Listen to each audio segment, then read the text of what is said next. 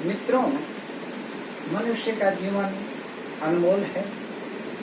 सृष्टिकर्ता ने इसे बहुत ही व्यवस्थित और सुनियोजित ढंग से बनाया है। सृष्टि की जो रचनाएं हैं वे अद्भुत और असीमित हैं।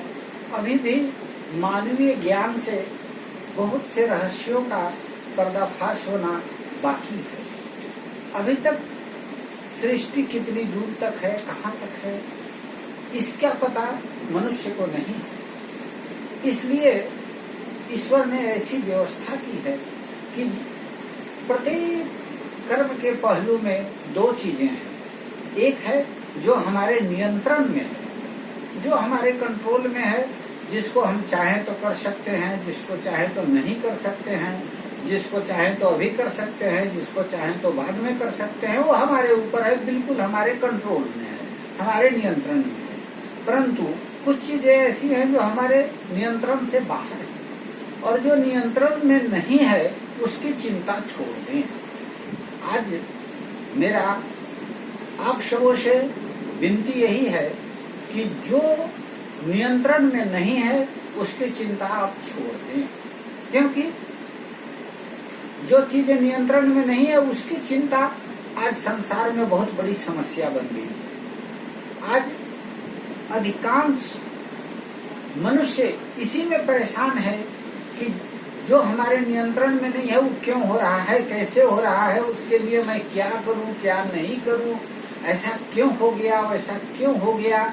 इन सारी समस्याओं में उलझा हुआ व्यक्ति आज विभिन्न प्रकार के रोगों से ग्रसित है, विभिन्न प्रकार के तनाव में आकर विभिन्न प्रकार के ऐसे कर्म कर बैठा है जो मनुष्य के लिए वांछित नहीं है। मनुष्य के लिए वैसे व्यवहार करने योग्य नहीं है। लेकिन सभी चीजों को अपने नियंत्रण में रखना, सभी पर मेरा कंट्रोल हो, सभी हमारे आदेश का पालन करें, मैं जो कहूँ वही हो, ऐसा उसने नहीं किया, उसकी चिंता में रात दिन परेशान, ब्लड प्रेशर और तरह तरह की बीमारियां हो गई। यहाँ तक कि अनेक लोगों के हार्ट फेल हो गए, उनके प्राणांत हो गए। इसलिए जो चीजें हमारे नियंत्रण में है उस के अनुरूप हम काम करें। ईश्वर ने हमें जो सामर्थ्य दिया है, जो शक्ति दी है, जो पुरुषार्थ दी है, ईश्वर ने जो हमें साधन उपलब्ध कराए हैं और हमने अपने साधन जो उपलब्ध किए हैं परिश्रम पूर्वक उसका हम उपयोग करें और अपने मर्यादा के अनुरूप पालन करें। कहा गया है कि respect is commanded not by demanded. हमारे मांगने से कोई हमें नमस्ते नहीं करेगा, हमारे मांगने से हमें इज्जत नहीं मिलेगी, हमारे मांगने से हमें आयु नहीं ईश्वर बढ़ा देगा। कैसे होगा? जब हम उसके लायक होंगे। और जो चीजें हैं जो नियंत्रण से बाहर हैं, आज बादल होगा, वर्षा होगी, नहीं होगी, कल कैसा मौसम रहेगा, वह दूसरा व्यक्ति कैसा व्यवहार करेगा, उस व्यक्ति के मन में क्या विचार आ रहा है, वह क्या सोचेगा, कौन सा प्राणी कैसा एक्ट करेगा, वो उसके ऊपर निर्भर है और उसको नचाने वाला सृष्टि है। कहा गया है कि उमा दारू ज्योति सखी नाई सबहि नचावत राम गुसाई। जिस तरह से कठपुतली को रस्सी पकड़कर नचाता है कठपुतली वाले, लेकिन देखने वाला क्या सोचता है, कठपुतली बड़ी अच्छी नाच कर रही है। ठीक उसी तरह से सृष्टिकर्ता ने सबके लिए एक काम दिया है, उनको जिस काम में लगाया है उसके अनुसार वो कर्म कर रहे हैं। जब उनका समय पूरा हो जा रहा है वो पृथ्वी और सृष्टि को छोड़कर चले जा रहे हैं।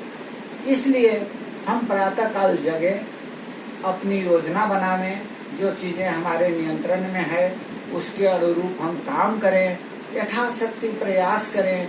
शाम होते जो काम पूर्ण हो गए उसके लिए भगवान को धन्यवाद दें, उनसे प्रार्थना करें कि प्रभु आपकी कृपा से इतने हमने काम कर बैठे, जो सामर्थ्य और शक्ति आपने दिया था। परंतु जो नहीं हो सका वो हमारे नियंत्रण से बाहर था, इसके लिए हमें आप पुनः बल शक्ति दें। ऐसा सोचकर किए हुए कर्म को शाम को प्रभु को अर्पित कर सो जाएं। आप सदैव प्रसन्न और प्रफुल्लित रहेंगे। इसलिए जो होगा वो ईश्वर की कृपा से होगा। कहा गया है कि वही है वही जो राम रचि राखा, काहे को तर्क बढ़ावहु शाखा। होगा वही जो विधाता ने विधान बनाकर रखा है। इसलिए तर्क कुतर्क में समय व्यतीत न कर, जो नियंत्रण में नहीं है उसकी चिंता छोड़कर निश्चिंत रहें और सदैव प्रसन्न रहें। धन्यवाद।